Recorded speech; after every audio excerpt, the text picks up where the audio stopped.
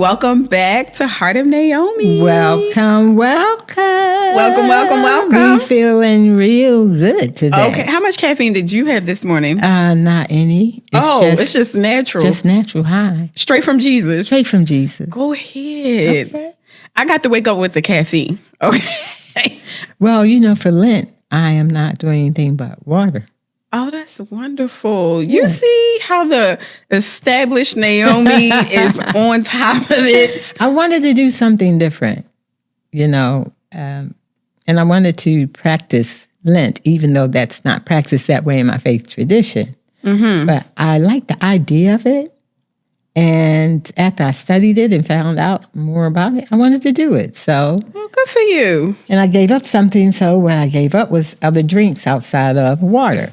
Is it possible that I also benefit from your Lenten sacrifice? Like, can you know how when you get a birthday card and you might have forgot it and you're in the car with somebody, you say, can you put my name on that too? Is that possible? I don't think so. Oh. I think you come in with your own ideas or thoughts of, Lord, at this time as we're leading up to... I have to do it myself. Yes. That's what you're saying? Yes. Wow. As you're leading up to Easter, this is what I want to do. And I want to recognize that by abstaining from something. So basically what you just told me is I cannot get in on your pass. Am I too old? I'm past the age to get in on your pass? Well, the way it's set up is your relationship with God yourself. So it's not set up that you get to come in on what I'm doing. Okay, I'm gonna deal with that later. But today, guys, we're talking about body image. Woo! It's a biggie. It's a real biggie. And I'd like to say it's a real biggie for all women. For all women. Not just one group. I agree. Mm-hmm. So when we say body image, what is coming to your mind? What do you think about where we are and what women are feeling and facing? So right out the gate, I think that body images has to do with what you see when you look in the mirror. What do you see? And often what we see is predicated on what someone else tells us or what we may see on social media or what we may see in the street or in the magazines or wherever. I think body image is not just something that we are content with dealing with ourselves and coming to a decision about this is what I see and this is what I like and this is who I am. I think it's just predicated on a lot of other things. And I think it hurts us. I think so. I think I would agree. I think when I think about body image, I think things are so sensitive right now, too. When you say sensitive, what do you mean? Like we have the body shaming. We have all these things around what we should do. Should we get surgery? Should we not get surgery? Mm-hmm. Is that even a faux pas anymore? I think, or taboo, really. Mm-hmm. I think that people are very conscious about their bodies. Mm-hmm. Even me, the other day we were talking about going to go get some work done. I was talking about going to get some work done because I need a little mommy makeover. I think I'm ready for a little. My son is 6 now, so I'm like, I think if I can get this pulled back a little bit, get this pulled up. Oh, yeah. Okay, I would be feeling good about myself. Okay, I got you. Embracing my femininity. Okay, showing a little bit more of my curves. Yes. We're women. All of us here. Mm-hmm. Out there. Yeah. Yes. Giving them a little something. Giving it what? Okay, giving so let's get back. Then is that... No, okay. I think we've gone off. I'm so sorry. Yeah, so we're talking about body image here. Okay, where's the body image? Everybody, I think we all are dealing with that. When I look in the mirror, I look at my face. I look at that I'm aging. I cannot stop that process. I try to be as healthy as I can, but I can't stop the aging process. Now, I can get some things done And I'm not judgmental about who does what, but deep inside, there's something in me that always want to make sure that I love who I am, regardless of how I age or what may happen on the outside. I want to love who I am. Mm-hmm. And I don't want that to be based on what somebody says I should look like. And I think I'm pretty adamant about that. Mm-hmm. How do you keep that mindset, though? How do you keep from all the things you said earlier about being influenced by media, by culture, by what other people say is acceptable? How do you stay focused on being happy with who you are and what you look like? I have to work at it. Pure and simple. If not, I'm going to measure myself by what somebody else looks like or what someone says. And then I will become unhappy with what I see. And so because who we are is much bigger than what we see, is who we are in totality, that body image, it limits the person who we are in our fullness, And so, I want to love me.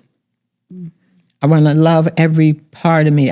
I in the winter, I pick up more weight because I'm not as active. And so when I get in the mirror and I look, because I'm pretty much into fitness, and I don't like what I see. Mm-hmm. Oh, you can tighten that up. That's there. And I look at it. But I also will pull back and say, but I love you.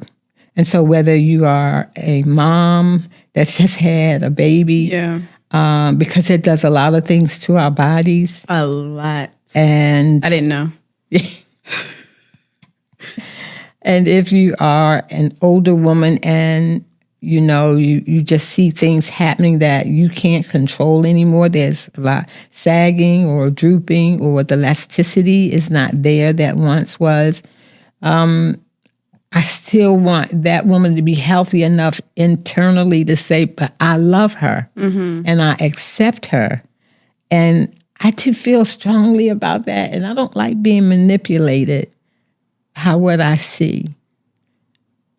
I know that people want to sell products, so they paint these pictures that tell us that's how we should look and how we should be, and we run after. And I don't want to run after it. That's good. Even though I know that sounds like conflicting. I want that to be perfect, but I don't want that to be the image that that I rest with, that I say, I'm going for. I want to love me at every age and every stage of my life. Yeah. And we want you to love you. And we want you to love you. At every stage, age, whether it's sagging, whether it's tight, whatever it is. And I think what you're saying is that body image is not just what we see, but it's who we believe we are on the inside. Yes. Influences how I see myself on the outside. And on that note, how much energy are we putting into a holistic, healthy look at who we are as an individual? Mm-hmm. We would put a lot of emphasis on maybe certain aspects of that, trying to get the outside to look a certain way. But there's also emphasis and resources that we can use to make sure the whole person is healthy and glowing and approachable and beautiful. You can leave an impact on somebody and not be considered the most beautiful person in the world. Mm-hmm. But your presence there leaves an impact with people because it has to do with more than what you look like. There's something that comes to my mind. I hope I can say it and it's not offensive. I've already cleared the offense for this episode, so go right ahead. Sometimes even when women may have a male partner that leaves, be they married, maybe they just been in a relationship before or whatever, and maybe they find somebody else, and the woman may say, "But that woman doesn't look better than I look." Mm-hmm. Sometimes it's not always about the looks. True. That's true. So I think there's something there that we want to look at again. And I think in a covenant community that, you can do that. You're supported. You are told you're beautiful. I don't remember hearing that coming up. And I think that's critical, if I can say that, that we should tell our girls that you are beautiful. Yeah. They should hear it. It should be a norm for them. And we can tell our young men, you're handsome. And give them a definition in a sense of what that means so that they are not just captivated by what's happening outside. And so that I think in this community and what we I think want to develop, right, is that we see our bodies on a broader scale, right? It's not just, like you said, my body image, right? It's about who I am. Yeah. And I think if you would take anything from this episode, is that how I see myself is not just how I see myself from my natural eye. It's influenced by who I am, and do I love her on the inside? Do I love her? Do I see her as valued? Because what I found in my own life is that when I didn't like what I saw on the outside, as I began to love me, right, for what I looked like, my body image outwardly changed because I loved myself differently. So even what I say now is sometimes, my eating will like get off track and I'll just be eating like trash. And then I'm like, you shouldn't be eating like this. My hand is up for that. Yeah. Like, you shouldn't be eating like this. And then I'll say to myself, eat like you love yourself. If you loved yourself, how would you nourish and take care of your body? Yeah, I like that. Because I strongly believe that when I'm eating junk, I'm unaware of my love for myself. And so I think when we start considering the depth of body image, not just what it looks like on the outside, you will begin to like your outside better. Yes. I think. And as we get older, and I don't even mean real old. I mean, just as we begin to increase in age, we learn that our bodies won't always look the same. Even from puberty up to you get to your 20s, everything is always changing. And I think one of the ways that we can help in that area, and I said a little bit of that earlier, is that to teach our children. Start with children, because children become adults. And by the time you become adults, it's already almost locked in how you're going to look at yourself. Feeding them what's true, and having people in your circle that say to you, you're beautiful, or just words of affirmation to you. When I look at the scripture, it just says we were beautifully and wonderfully made. Yeah. And I will say that. I will say that when I see a bulge, because I can be somewhat, somebody gave me a title one time about it. I can be fanatical about it. I was going to say, you're serious. You're serious about if y'all follow her online. She is serious about the working out. She ain't playing. I try to, because I want to stay healthy as long as I can, and that comes with eating and a whole lot of other things. Going to bed on time. I know that's a whole other thing. But and I can be a little bit anal about that for myself. I think that is because, and I talk about children, when I came up, my mother wasn't great with doing hair. This is a story I'll share. She was a great mom, but she didn't know really how to do hair. And so my hair didn't look like I would have liked it to look. And then also I was always petite. And my sisters were I guess in regular size, they would say. And so things that I would get clothes, especially clothes that came down from them, they had to be pulled up, rolled up. And so my image of myself wasn't really good. And I had some hateful little boys that lived out around my house and would say, "Here comes bad hair." So I used to hear that. Isn't that terrible? That's crying? Terrible. Am I crying? Am I crying about that? That's I still feel terrible. that. Okay. And they would say, "Here comes bad hair." So I really had, the image I had of myself wasn't that I was somebody beautiful or even was in that category. When do you remember undoing that? Because I think a lot of us have had the same experience, that there was something in our childhood that, really set the image that we had. So when do you remember undoing that?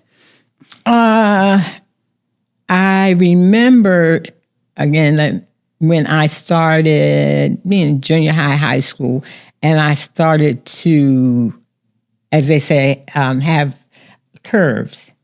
And so I would hear guys or someone say, "She's curvy," or "She's whatever," And I'm like, "Oh, I got something. I really got something going on here." But the thing about it was, again, it was the body piece. Mm-hmm. And that's still not the healthiest, but it did give me, I do have something I could work with here. Yeah. Okay. I'm at the end of the line. You said, "I ain't bad hair no more." And so, but then as I, again, became a little older, I saw what I didn't like, and that people were putting categories. These people are beautiful. These people aren't. If these people look a certain way, they can get with this group, and we'll treat them a certain way. And I didn't like that, because I really associated with how I felt when I was coming up. Mm-hmm. So I wanted to do the work to love me. And through my relationship with Christ and through wanting to be healthy, that's something that I work with. Mm-hmm. I work with. I even to today, I work with how much, if I want to get something done to my body, as you said, then I want to ask myself the question, who are you doing this for? Why are you doing it? Yeah. Not to say that, I wouldn't ever get anything done, or they shouldn't, or blah, blah, blah. But really talk to ourselves and find out, why am I going to do this? And for who? And do I love me already going into this? Yeah. And good. When is enough enough? And when is enough enough? That's good. I was going to say too, in thinking about if you're out there and you're seeing some unhealthy patterns, right? You're seeing things about yourself as you're listening to this episode, and you're saying, maybe I do, not think of myself in the most healthy way. Maybe that's something, maybe reflecting on your childhood, reflecting on some past experiences to say, is that me? Or did that come from, did I pick that up because of something? I remember very vulnerably sharing, and I've shared this before, but being sexually assaulted at 10. Mm-hmm. And then from there, having a skewed body image, just wanting to not be looked at all, not be touched. So where the boys were calling you bad hair, I wanted to be called bad hair because I didn't want no bothers, And so I just didn't bother with it. But as I got older and I really started to heal and explore who I was and who I wanted to be, I had to go back to that moment. And I think one of the most healing things was I was asking my mother, who was I before that?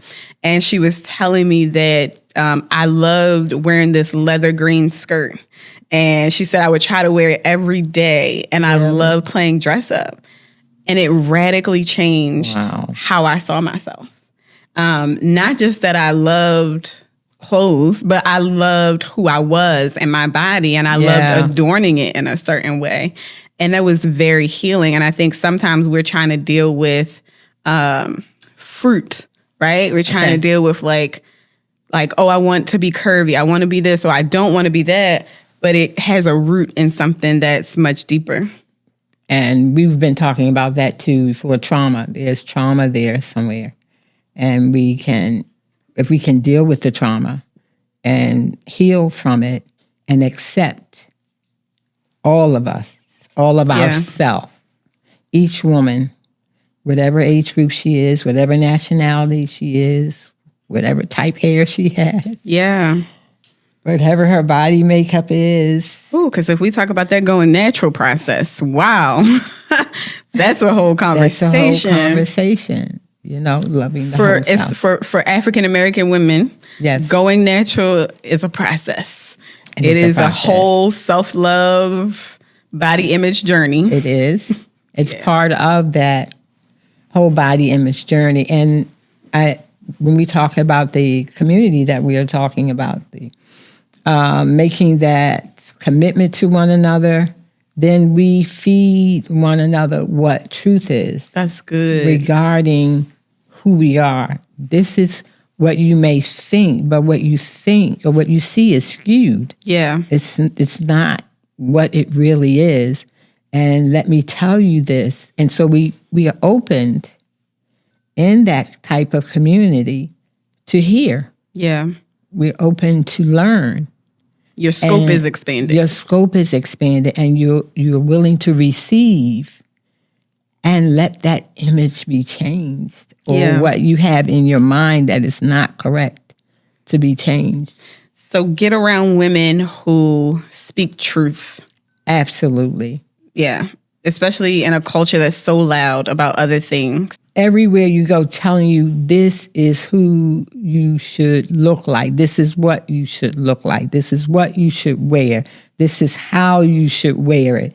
This is what the style is. And if you're going to be of any worth or any value, that's what you need to wear. Wow. This is where you should get your clothes.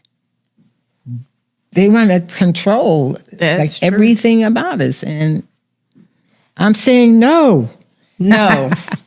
But really, we've said this word too over and over, and we'll keep saying it, intentional. We have to be intentional about this kind of work. What would you say to a woman that's struggling with how she sees herself right now as she's listening to this episode? How would you affirm her? I would say to her, you are of value just for who you are. I don't care what you look like. That's not where your value lies. Your value is intrinsic. It's in your character. It's in the way you treat people. It's in the way that you respond to others. It's the way you see others. It's the way you do for others. And you are bigger than what we can see with our natural eye. Yeah. And God loves you. And He is the one that sets the value on our lives. No one else can set that value unless we give them the power to do that. And I'm saying today, do not give anybody the power over your life to set the value for who you are. Period. Period. With a T at the end. Okay. Period. That's what I would say to anybody. And I'm going to say yes and amen. It ain't nothing to add to that. Listen, it's been real today. Real today. Real today. I hope that you all got something out of this episode. I hope that you feel affirmed and that you go back and find out why you might have some of those habits that you have, see the way you see. Listen, we're coming back for another episode. Don't forget, you know what to do. Subscribe and leave us a 5-star review, and we'll see you in the next show.